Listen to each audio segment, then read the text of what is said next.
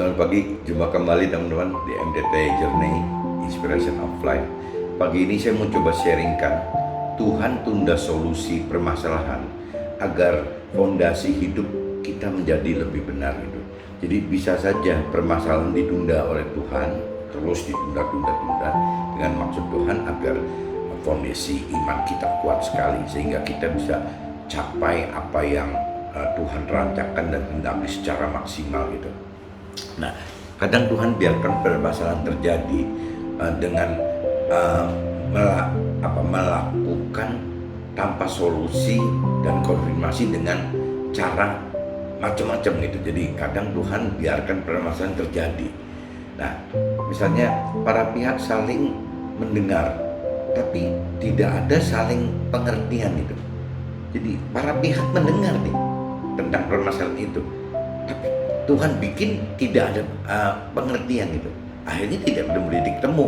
Ya, para pihak saling melihat, 2 pihak, 3 pihak, 4 pihak, semua pihak saling melihat gitu. Tapi tidak ada tanggapan. Jadi kayak diam-diam aja gitu, kayak pasif gitu.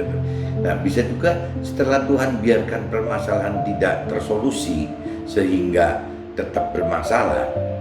Ya, jadi ya tetap masalah itu timbul jadi masalah. Padahal hampir semua orang sudah dikumpulkan, ya sudah saling mendengar, saling melihat, tapi tidak ada tanggapan sama sekali gitu. Jadi ya tidak ada pengertian, tidak ada tanggapan.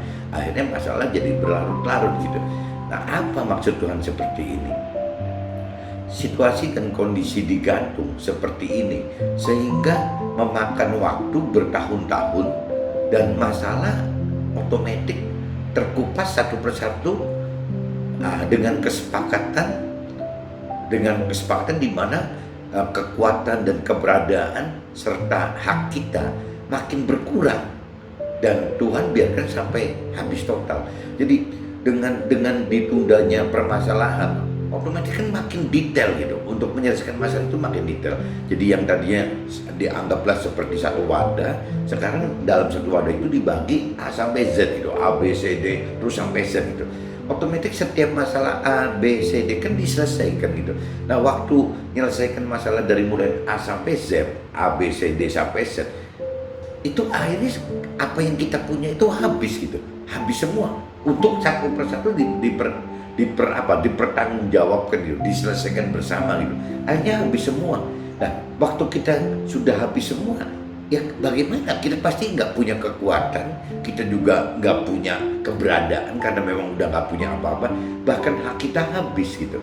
Nah, ini secara rohani, secara Tuhan, ini justru ini diciptakan Tuhan untuk membereskan kita semua. Bagaimana membuat fondasi lama kita yang dianggap Tuhan tidak baik karena tidak dengan dasar-dasar kejadian fondasi itu, tidak dengan cara-cara kerja yang benar, dengan hasil yang benar gitu, dengan apa yang firman Tuhan katakan.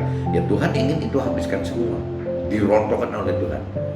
Oleh karena waktu penyelesaian permasalahan berlarut sehingga makin banyak masalah yang timbul. Hal seperti inilah secara rohani menjadi seperti proses iman terjadi gitu. Jadi dengan terus tertunda-tundanya permasalahan timbul yang tadi kita bahas awal bahwa timbul masalah satu persatu dari mulai permasalahan A sampai Z gitu. Nah, di mana itu yang mengakibatkan kekuatan keberadaan serta hak kita makin hilang. Nah, dengan proses terjadi seperti ini, otomatis terjadi proses iman. Setiap kita jatuh, imannya kan kita makin ngangkat. Nah, ini Tuhan harapkan gitu. Oleh karena permasalahan kita dibuat tidak berdaya, andalkan diri sendiri atau manusia. Jadi waktu awalnya kita pengen coba mati-matian mengandalkan diri sendiri gitu, sampai ujung-ujungnya kita pengen coba mengandalkan manusia lain juga, tapi dalam prakteknya manusia juga tidak bisa bantu apa-apa gitu. Nah, ini yang terjadi kalau permasalahan ini terus ditunda-tunda sampai sekian lama gitu. Oleh karena permasalahan kita disudutkan untuk berpengharapan dan menjadi pasrah mengandalkan Tuhan. Karena permasalahan ini tidak bisa selesai, sedangkan yang tadi dikatakan awal bahwa kekuatan kitanya makin habis karena makin makan energi kan, terlalu lama gitu untuk menyelesaikan masalah. Keberadaan kita juga makin habis karena terdetailkan gitu, masalahnya terdetailkan, kompensasinya lama-lama habis. Dan ujung-ujungnya kalau kekuatan kita tidak ada, keberadaan kita tidak ada, hak kita otomatis jadi habis gitu. Nah, waktu kita sudah mengalami seperti ini, tidak ada yang bisa kita harapkan lagi.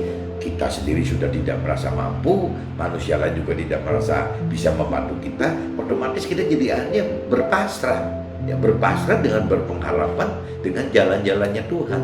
Nah, ini adalah setat awal yang Tuhan inginkan agar kita berubah gitu, berubah haluan yang tadinya sebagai orang dunia, dengan pola pikir rasio banget orang dunia gitu, orang awam ya dengan pola pikir rasio. Nah, sekarang Tuhan giring, coba diarahkan untuk menjadi orang rohani dengan pola pikirnya Tuhan. Nah, karena permasalahan udah terlalu besar, tidak mungkin apabila Tuhan hanya memberikan solusi yang sebatas rasio akal sehat kita. Sudah tidak mungkin, permasalahan ini sudah terlalu besar. Satu-satunya jalan pasti akan menyelesaikan masalah itu dengan cara irasional. Dan irasional adalah milik Tuhan gitu. Supranatural adalah milik Tuhan. Jadi mau tidak mau kita akan lari ke situ gitu. Bagaimana kita berpengharapan agar permasalahan yang timbul ini akan Tuhan take over untuk menyelesaikan dengan cara irasional dan supranatural. Satu-satunya jalan pengharapan kepada Tuhan hanyalah dengan jalan mau mengenal dan mampu mengerti rancangan serta kebenaran Tuhan gitu. Dan semua hanya ada dalam firman Tuhan, dan hidupkan roh Tuhannya yang sudah ada dalam hati atau roh kita dari awal gitu, dari awal kita dilahirkan. Jadi kuncinya di situ teman-teman. Apabila permasalahan ini ditunda-tunda, ini bukan Tuhan tidak punya rencana. Kalaupun misalnya permasalahan ini timbul terus-menerus karena memang perlakuan iblis gitu untuk menghancurkan kita, untuk Tuhan juga tetap aja bisa dipergunakan sebagai hal yang positif. Kenapa? Karena Tuhan ingin dasar fondasi hidup itu tuh benar-benar dengan benar. Tuhan tidak mau dasar fondasi itu ada dari sisaan lama kita gitu. Sisaan lama kita dalam arti kita bisa aja dari warisan orang tua kita atau warisan dari kakek nenek kita gitu, nyambung ke bapak ibu kita, nyambung ke pola pikir, pola pekerjaan kita yang tidak sesuai dengan firman Tuhan gitu. Nah, itu kan anggap Tuhan kan fondasi yang tidak baik gitu. Nah, begitu orang ini tergerak untuk ikut dengan Tuhan, Tuhan ingin semua ditata dengan baru semua gitu, untuk bisa benar-benar nanti waktu Tuhan kujurkan berkat, baik itu rohani atau berkat jasmani gitu, kita udah lebih prepare, udah lebih siap gitu. Karena buat Tuhan waktu itu kan mudah sekali gitu. Mungkin buat kita sebagai manusia masih dengan pola pikir Tuhan, kalau Tuhan hancurkan kita sampai habis gitu, sampai kita tidak mempunyai kekuatan, sampai kita tidak ada keberadaan kita yang dulu, aset kita apa hilang semua, kita juga seolah-olah sudah habis. Dari kacamata kita karena mikir apa keburu gitu, kita untuk Tuhan take over, beresin semua, kembalikan semua kondisi kita gitu, bahkan bisa lebih seperti janji Tuhan dengan waktu sekian lama. Nah, cuman kalau kita kupas lagi secara pola kerja Tuhan gitu, mujizat Tuhan, ya contohnya seperti Tuhan merubah air menjadi anggur gitu. Nah, kalau kita pelajari proses air menjadi anggur, kalau kita realita anggur dari wine gitu, dari minuman jadi wine gitu, ini prosesnya itu nggak mudah gitu. Setat dari mulai nanam pohonnya aja udah berapa lama? Ya, dari biji menjadi pohon sampai bisa menghasilkan buah mungkin beberapa tahun, bisa 3 tahun, 4 tahun, 5 tahun, mungkin sebegitu baru bisa menghasilkan buah. Nah, waktu proses menjadi wine-nya, minimal wine yang bagus itu paling ke 10 tahun mungkin, bahkan bisa disimpan 20-30 tahun. Nah, kalau ini ditotalkan berarti kan sudah makan waktu 15 sampai 35 tahun gitu. Bagaimana pola kerja Tuhan bisa atur dalam setahun sudah seperti 35 tahun. mendadak loh, bukan setahun, mendadak air menjadi anggur. Berarti kan udah otomatis, tidak ada 1 tahun, sekejap gitu, sekejap itu. Nah, itu pola kerja Tuhan itu seperti itu gitu. Pola kerja Tuhan itu irasional, nggak bisa ditangkap oleh akal kita, dan memang supranatural, tidak kita miliki kekuatan Tuhan seperti itu. Makanya disebut mujizat. Nah, mujizat Tuhan itu seperti itu. Nah, tinggal kita percaya atau tidak bahwa Tuhan masih punya mujizat untuk kita, memberikan berkat baik itu jasmani dan rohani.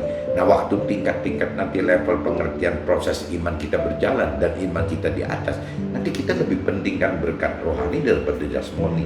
Meskipun untuk sekarang gitu, level-level kita yang masih seperti ini, kita mungkin masih berpengharapan berkat itu masih berupa jasmani, rohani, mungkin gak terlalu peduli deh urusan nanti. Tapi kalau kita makin dewasa rohani, kita akan makin tahu bahwa betapa bergunanya, betapa bermanfaatnya berkat rohani itu dibanding berkat duniawi yang tidak ada apa-apanya, karena itu sifatnya tidak kekal itu. Mudah-mudahan teman-teman yang mengalami permasalahan hidup, jadi jangan berkecil hati. Tuhan itu bisa ada 2 kemungkinan, bisa membiarkan iblis menggocok kita untuk ditimbulkan permasalahan, tapi ujungnya Tuhan akan manfaatkan gitu. Bagaimana caranya menggunakan permasalahan ini menjadi plus point buat kita. Atau kedua, bisa juga Tuhan yang sengaja bikin seperti itu, tunda-tunda itu supaya kita bisa benar-benar beresin fondasi kita dari awal banget. Meskipun kita tertunda, permasalahan ini kehilangan belasan bahkan puluhan tahun. Tapi kembali lagi, kalau kita lihat mujizat Tuhan yang tadi dikatakan, Tuhan itu bisa membuat dalam sekejap itu seperti sudah 35 tahunnya orang dunia gitu. Jadi sama aja. Jadi waktu kita ngalamin permasalahan, misalnya anggaplah belasan tahun atau puluhan tahun, untuk Tuhan mudah sekali gitu. Dalam sekejap bisa langsung itu tertutup semua, dan kita sudah masuk ke dalam tuayan penggenapan berkat rohani maupun jasmani dari Tuhan. Mudah-mudahan permasalahan yang teman-teman hadapin, jangan khawatir, karena memang yang 2 hal tadi bisa memang iblis yang jahat, tapi Tuhan juga bisa rubah itu, tapi bisa juga memang Tuhan yang buat itu. Jadi tetap kuat untuk hadapin masalah-masalah yang ada, dan tetap secepatnya gitu langsung berpegang pada Tuhan, hidup di dalam Tuhan dengan belajar mengenal, mengerti akan firman Tuhan, dan pasrah, taat, melakukan firman Tuhan. Saya pikir itu jalan yang terbaik untuk ngadepin permasalahan yang tidak ujung padam gitu. Oke? Pagi ini mungkin saya sharing seperti ini, mudah-mudahan ada manfaatnya, dan apabila ada manfaat, tolong sharingkan ke teman-teman atau keluarga lain. See you. Bye-bye.